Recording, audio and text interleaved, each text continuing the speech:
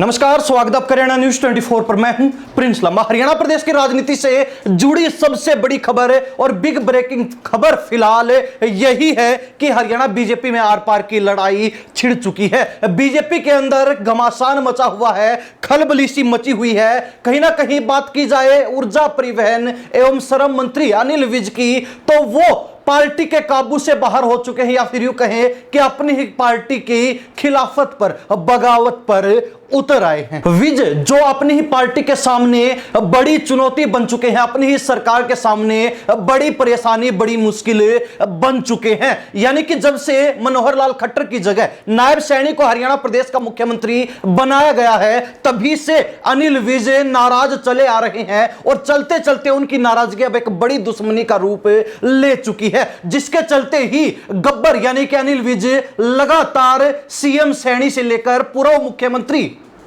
और केंद्रीय मंत्री मनोहर लाल खट्टर तक को लपेटने का काम कर रहे हैं। और यहां तक कि उन्होंने भाजपा पार्टी के हरियाणा के प्रदेश अध्यक्ष मोहन लाल बड़ोली तक को नहीं बख्शा है। ऐसे में अनिल विज ने नाराजगी के चलते, गुस्से के चलते, आवेश के चलते, या फिर यूं कहें कि लंबे समय से उनका जो क्रोध अंदर दबा हुआ है, उसके चलते लगातार बीजेपी को धमकी देनी भी शुरू कर दी है। सबसे पहले अनिल विज ने बीजेपी को यह धमकी दी थी, अपनी सरकार को, अपनी पार्टी को यह धमकी दी थी कि वो जगजीत सिंह डल्लेवाल जो किसान नेता हैं, उनकी तरह आमरण अनशन करेंगे अगर उनकी सुनवाई नहीं हुई, अगर उनकी मांगों को नहीं माना गया, अगर उनकी शर्तों को मंजूर नहीं किया गया। तो ऐसे में अनिल विज को जब दाल गलती हुई नजर नहीं आई, तो उन्होंने एक और बड़ी धमकी अपनी पार्टी को, बीजेपी सरकार को, सैनी सरकार को दे डाली है। अब विज एक बार फिर सरकार की पोल पट्टे खोलते हुए यह बात कहते सुनाई दे रहे हैं, या फिर यूं कहें कि सीधे तौर पर अपनी सरकार को धमकी देते हुए नजर आ रहे हैं कि मैं चुप नहीं बैठूंगा।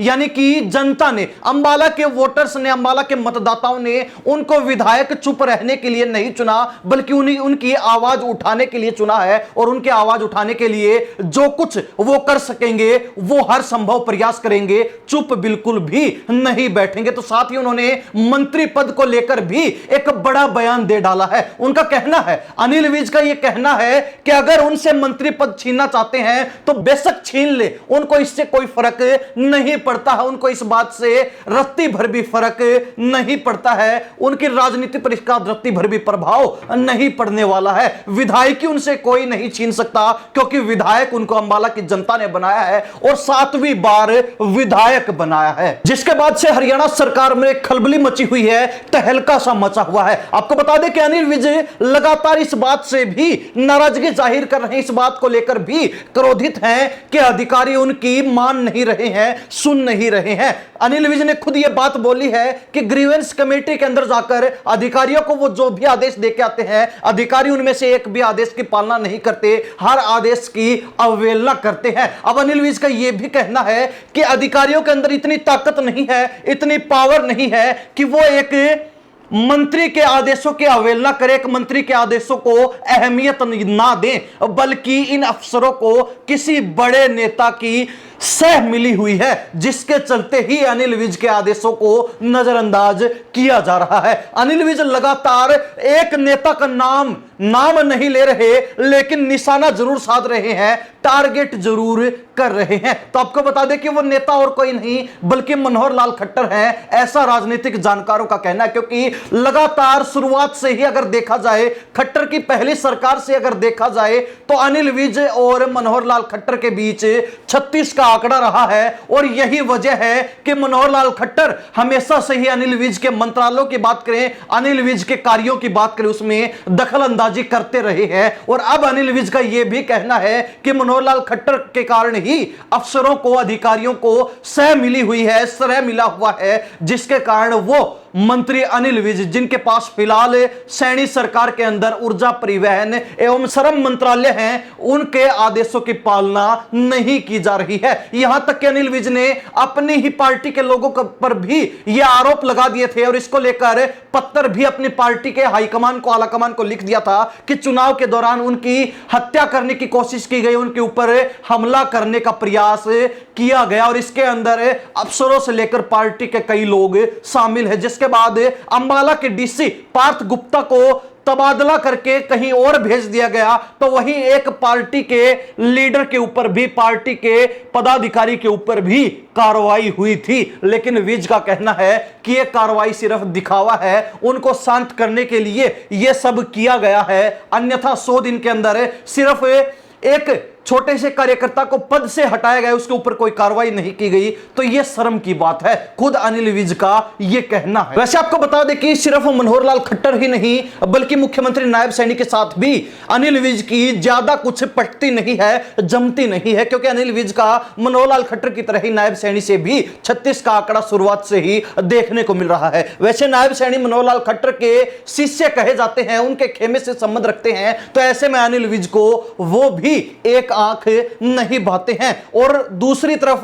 नायब सैनी ने अनिल विज का जो सीएम बनने का नंबर था वो भी काट दिया, तो उसके बाद वो उनको और भी अधिक रड़कने लगे। तो ऐसे में अनिल विज की जो नाराजगी है वो नायब सैनी के पहली बार मुख्यमंत्री बनने से ही लगातार चली आ रही है। उस समय उन्होंने सैनी कैबिनेट के अंदर कोई भी मंत्रालय लेने से साफ इनकार कर दिया था, लेकिन जब दूसरी बार नायब सैनी मुख्यमंत्री बनते हैं तो उन्होंने कुछ शर्तों के साथ मंत्रालय ग्रहण किए थे, मंत्री पद ग्रहण किया था, स्वीकार किया था। लेकिन 100 दिन बीत जाने के बाद भी जब मुख्यमंत्री ने, जब सरकार ने उनकी शर्तों पर कोई ध्यान नहीं दिया, उनकी शर्तों को नजरअंदाज किया है, तो उसके बाद अनिल विज का गुस्सा लगातार फूटता हुआ नजर आ रहा है। अब बड़ी बात यह है कि अनिल विज लगातार ये बातें कहते रहते हैं कि वो पार्टी के सबसे सीनियर लीडर हैं, वो पार्टी के अंदर ही नहीं बल्कि सरकार के अंदर भी सबसे सीनियर मिनिस्टर हैं, यानी कि कैबिनेट मंत्री है। तो ऐसे में उनकी बातों की सुनवाई होनी चाहिए, उनके आदेशों की पालना होनी चाहिए, उनकी शर्तों पर भी ध्यान दिया जाना चाहिए, लेकिन अब तक ऐसा देखने को नहीं मिल रहा है। तो साथ ही विज अपनी पार्टी के सीनियर लीडर्स के हालातों से भी भली भांति वाकिफ हैं, क्योंकि हाल ही में रामविलास शर्मा का उदाहरण देखा जा सकता है, जो ना मंत्री हैं, जो ना विधायक हैं और ना ही पार्टी के अंदर किसी पद पर हैं, और इस उम्र के अंदर भी उनको पार्टी ने अकेला छोड़ दिया, बीच चौराहे छोड़ दिया। तो अनिल विज सोचते हैं कि उनके भी ऐसे हालात आने वाले समय में ना बने, उसको लेकर वो पहले ही अपना पुख्ता इंतजामात कर रहे हैं, अपने जो है हालातों को सुधारने के लिए अपना दबदबा लगातार सरकार के ऊपर कायम रखना चाहते हैं, बनाए रखना चाहते हैं, सरकार को दबाव में रखना चाहते हैं, ताकि उनको तवज्जो मिले, उनको उचित मान सम्मान मिलता रहे। अब अनिल विज का ये रौद्र रूप जो है बीजेपी को खटक रहा है, या फिर यूं कहें कि बीजेपी के पसीने छुड़ा रहा है, भाजपा को चिंता में डाल रहा है, परेशानी के अंदर डाल रहा है, क्योंकि जो भाजपा पहले से ही मोहनलाल बड़ोली के ऊपर जो रेप का केस दर्ज है उसको लेकर फंसी हुई थी, घिरी हुई थी, उसको और अधिक फंसाने का काम, उसको और अधिक चुनौती देने का काम, उसके सामने मुश्किलें खड़ी करने का काम अनिल विज यानी कि गब्बर ने भी कर दिया है। जब भाजपा के मिनिस्टर ने ही अपनी पार्टी के खिलाफ बागी तेवर दिखा दिए हैं, बगावत कर दी है, खिलाफत पर उतर आया है, तो ऐसे में पार्टी का पीछे हटना लाजमी है। वैसे सूत्रों की माने तो यह कहा जा रहा है कि अनिल विज ने जो चोट मारी है, अनिल विज के जो बेबाक और तीखे बोल सुनने देखने को मिल रहे हैं, उसके चलते पार्टी हाईकमान भी इस मामले को लेकर चिंतित है, क्योंकि अनिल विज ने इस तरीके से खुला प्रहार करके अपनी पार्टी को नीचा दिखा दिया, अपनी पार्टी को हैसियत बता दी है, तो साथ ही अपनी पार्टी के साथ साथ सरकार की छवि पर भी बड़ा प्रहार कर दिया है, बड़ी चोट मार दी है। अब हाईकमान इसको लेकर वर्तमान मुख्यमंत्री नायब सैनी और पूर्व मुख्यमंत्री हरियाणा प्रदेश के मनोहर लाल खट्टर से तो पहले ही बातचीत कर चुका है, और माना जा रहा है कि इस मामले में दिल्ली चुनाव के बाद हस्तक्षेप करते हुए हाईकमान के द्वारा जो है इस मामले का समाधान निकाला जाएगा, इस मामले का हल खोजा जाएगा। वैसे माने तो इस मामले के ऊपर कुछ ना कुछ कार्रवाई जरूर होगी, लेकिन अनिल विज ने उसका भी पहले ही जवाब दे दिया है कि सरकार के लोग, चाहे मुख्यमंत्री की बात हो, चाहे कोई भी हो, आला कमान से ही क्यों ना हो, मंत्री पद छीनना चाहते हैं, बेशक छीन ले, उनको रत्ती भर फर्क नहीं पड़ता, विधायक उनसे कोई नहीं छीन सकता है, क्योंकि विधायक अंबाला की जनता ने उनको बनाया है। अब ऐसे में अनिल विज के जो बेबाक और तीखे बोल देखने को मिल रहे हैं, अनिल विज को जो तीखे तेवर, बागी तेवर देखने को मिल रहे हैं, उसके बाद बीजेपी की हालत पतली हो चुकी है, बीजेपी की हालत खराब हो चुकी है, भाजपा के पसीने छूट रहे हैं और बीजेपी के अंदर खलबली मची हुई है। लेकिन अब सरकार, भाजपा पार्टी हरियाणा प्रदेश के अंदर मुख्यमंत्री नायब सैनी इस मामले को कैसे निपटारे की तरफ ले जाएंगे, अनिल विज की नाराजगी को किस तरीके से दूर करने का काम करेंगे, क्या अनिल विज जिन शर्तों के साथ मंत्री बने थे उनकी वो शर्तें मानी जाएंगी या फिर नहीं, इन सवालों का जवाब भविष्य के गर्भ में छुपा है। तो साथ ही हाईकमान की तरफ से इस मामले पर संज्ञान लेकर क्या कुछ कार्रवाई दिल्ली चुनाव के बाद होगी, क्या अनिल विज से मंत्री पद छीना जाएगा, क्योंकि इसका अंदेशा अनिल विज को तो पहले ही हो चुका है। अब देखना बाकी है कि वास्तविकता में ऐसा कुछ होता है या फिर नहीं, या अनिल विज की ये जो नाराजगी है, जो दुश्मनी का रूप ले चुकी है और अपनी ही पार्टी के खिलाफ